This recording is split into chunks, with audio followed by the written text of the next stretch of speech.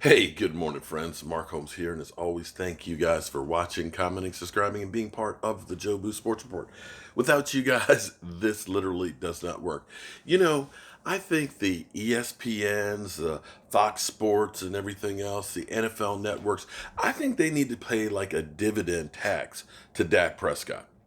Because no matter what happens, and this has been true all off season, Dak Prescott is the talk that leads these shows. We haven't played a game since Sunday. Last night, you had the Steelers come alive and get a victory, their first victory and things. Their defense played really, really well. You've got Jay Gruden, who's on the hot seat with the Washington Redskins. You got questions about Jared Goff and the Rams because all of a sudden they can't run the football, and Jared Goff is not looking as great as he once did. You've got New Orleans, who is surging, of course, because they've kind of melded together. You got Tom Brady, who only threw for 150 yards and had to have a dogfight against Buffalo, 16-10 victory. You've got the Lions all of a sudden being a better team and almost beating Kansas City. But what do they talk about? They talk about Dak. So think about how much money has been made on these shows because Dak Prescott is the headliner. He just is. And so now, after one loss by the Dallas Cowboys, the question is, has Dak Prescott been exposed? Shut down the Cowboys offense on Sunday night, winning 12-10. In his latest column, Cowboys writer Clarence Hill asked if Dak Prescott and the offensive coordinator Kellen Moore were both exposed in the loss. Dallas had put up over 30 points in all three games going into Sunday night. New Orleans held the Cowboys to only 10 points and forced 2 turnovers. Dak was also held without a touchdown for the first time this season and had his lowest yardage output on the season. So, Shannon, is it a legit question to ask if Dak Prescott was exposed? No, because Skip, it's just one game. I think Dak is somewhere between the first 3 games that we saw and the game that we saw on Sunday night. I just think the public, what had happened is that he had played so well in the first 3 games. And I ask everybody to be cautious because those defenses, those teams weren't very good. And so Dak put up outstanding numbers and everybody said, see, I told you. Dak is this, Dak is Dak. And I never thought Dak was as good as he was playing through those first 3 games. Now, I don't think Dak played. We know you don't think. Bad We know you don't Sunday, think. Skip. But I think the difference between taking that next step, I still do not believe Dak is a top 10 quarterback, Skip. I still have him somewhere around 12, 13. There are a lot of other quarterbacks that I would take in front of Dak. That's actually gracious of you. That's you I'd must like be to hear feeling it. magnanimous because you got your. I'd actually like to hear his list of who he would take ahead of Dak. Actually really would like to hear that one. That he would take 12 quarterbacks ahead of him? Really? 12? I'm actually surprised that he's actually taking that position. Now, one other note here. Jerry Jones, Clarence Hill's reporting that today on Jerry Jones' show, because Jerry Jones has a show, basically is kind of put Kellen Moore on the hot seat and questioning whether or not the Dallas Cowboys passed the ball enough, which is kind of different than usual because we've been trying to run the football, and basically kind of threw him under the bus a little bit. So is this now a new Dallas Cowboys team and ownership that is not accepting anything else but perfection? I mean, you think about the years of Jason Garrett where we were like, well, we know, Jason Garrett gonna miss a few things here and there, but we believe in Jason Garrett. He's our guy. We believe in him. We like what we get from Jason Garrett. It's okay if we have a few brain farts here and there. Now, after one game that was a close game, we're actually questioning Kellen Moore play calling. But let's listen to some more of these guys. Butterfly bow tie. But I think the next step for Dak, in order for him to take the next step, Skip, is to win the type of game on the road that we saw Sunday night.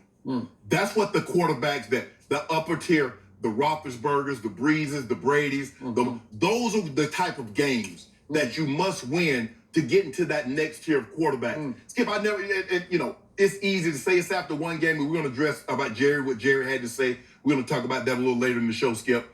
But if you think about it, other than the 2 scoring drives, the Cowboy had one play The Cowboy. in New Orleans territory. That was a punt. One drive, Skip, in New Orleans territory outside of the 2 scoring drives. That's not good. That's not good. And I'm not willing to put all that on Dak's plate. And it's easy to say, and I'm a firm believer in this. I know it's cliche.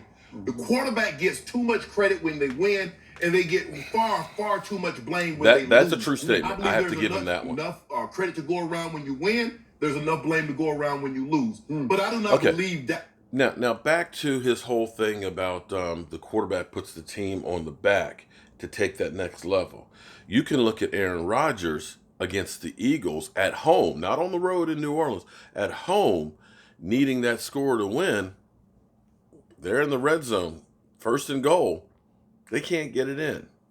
Just kind of saying, and I'm not trying to throw shade at Aaron Rodgers, but, you think that Dak Prescott, I believe, has got 14 come from behind game-winning drives?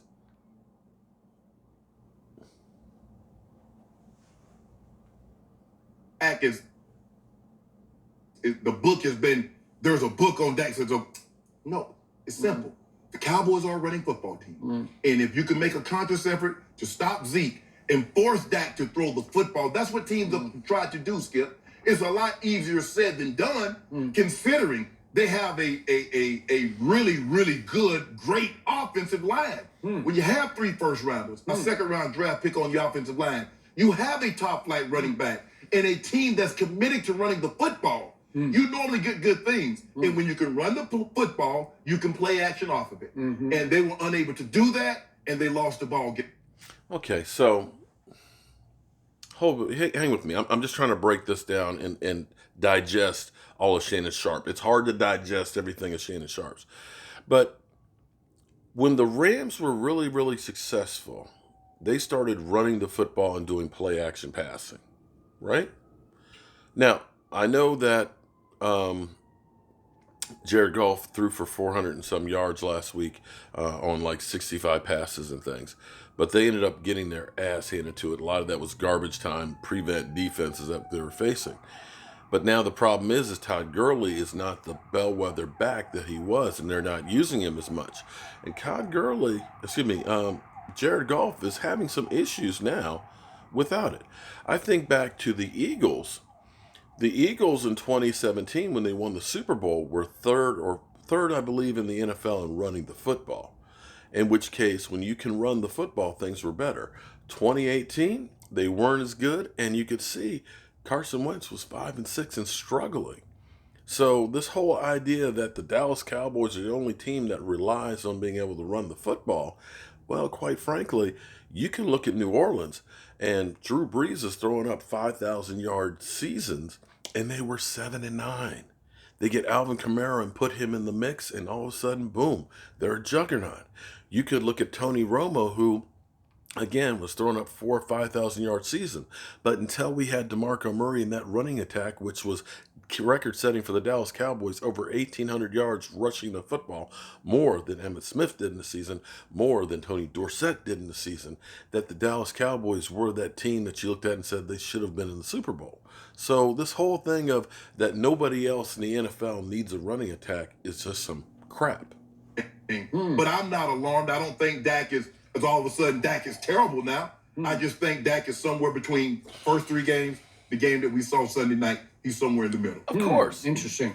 No signature victories for Dak yet, but as a raw rookie, he went up to Lambeau and beat Aaron Rodgers, and then I don't know how he did it, but Big Ben? He beat Ben Roethlisberger in Pittsburgh. I don't know. Maybe it's just a fluke, an aberration. And then last Didn't he lose year, to Marcus Mariota? he won at Carson Wentz last year. Didn't he lose to Marcus and Mariota? He beat Drew Brees. Lost to in a Matt big Ryan. Signature game. So he beat Matt Ryan last year in Atlanta. The year before he lost to Matt Ryan. Okay, but I'm just saying, you said no signature. He needs a signature victory. Everybody Then loses he to beat somebody. Russell Wilson outplayed him head-to-head in a playoff game. Skip. I don't know. Where do you go with all those? I don't know. Make your argument. Go ahead. Make my argument. Yes. My case has been closed for years. Clearly it's not.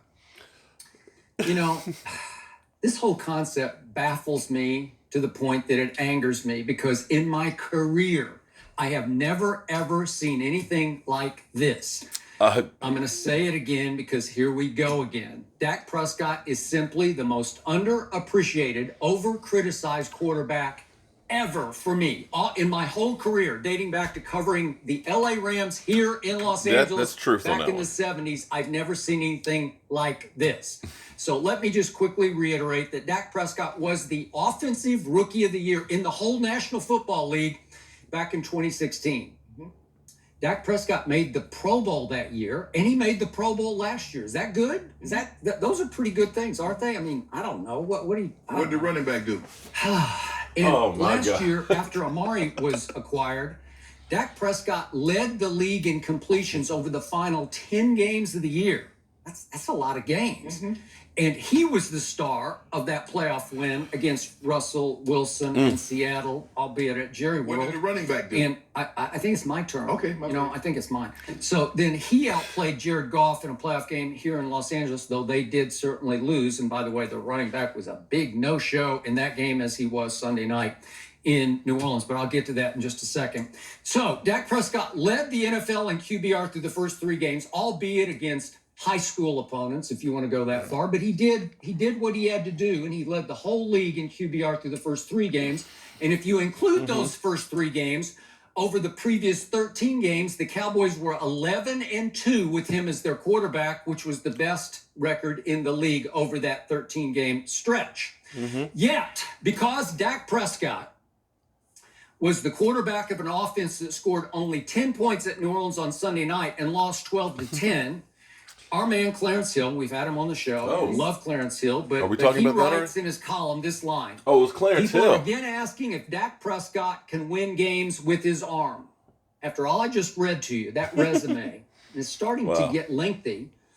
That's the question people are asking. Now, is Clarence is he a Twitter victim? Did 4 people on his Twitter as he was writing his game story say, I don't think he can win games with his arm? Are they Cowboy haters? Are they I think Shannon Sharp wannabes? I don't know. Clarence Hill Jr. has been around the Cowboys long enough, followed them long enough to know what's being said about the personnel on the Cowboys. Well, no, Okay, we're going to stop right there. So that actually answers something else for me because, Clarence Hill, here's the bottom line on things.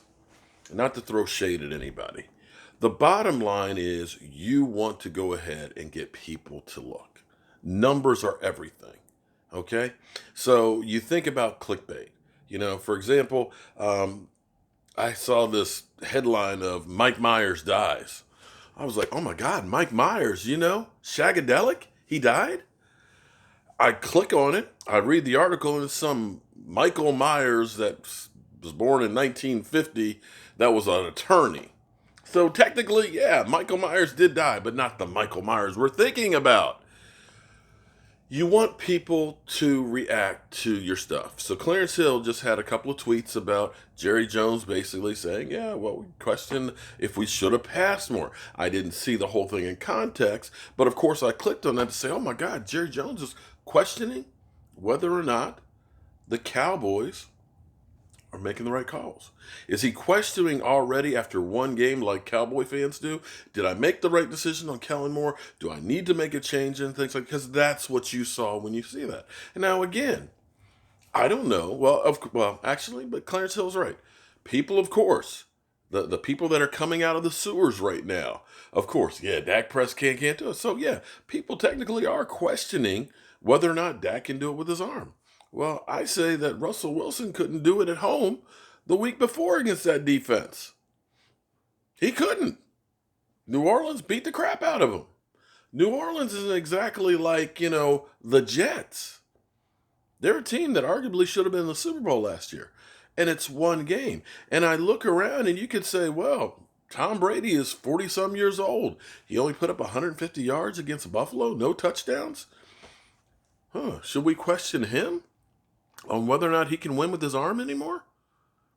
Aaron Rodgers, at home, in the red zone, couldn't beat the Eagles? Should we question whether Aaron Rodgers? Matt Ryan, former Super Bowl MVP. Atlanta Falcons, they're 1-3. Should we question whether or not he can put a team on his back? Having Julio Jones, highest paid receiver in the NFL, Mohamed Sanu? And Calvin Ridley? Should we question him as well? Maybe we should. Kirk Cousins. Psh. Yeah, we should question Kirk Cousins because Lord knows he's Kirk Cousins. This is the blessing and the curse of being a quarterback of the Dallas Cowboys. No matter what you do, it's never, ever going to be good enough. And you will always be talked about like a dog. I'm Mark Holmes, and well, yeah. Don't you just love how happy these people are when the Cowboys lose?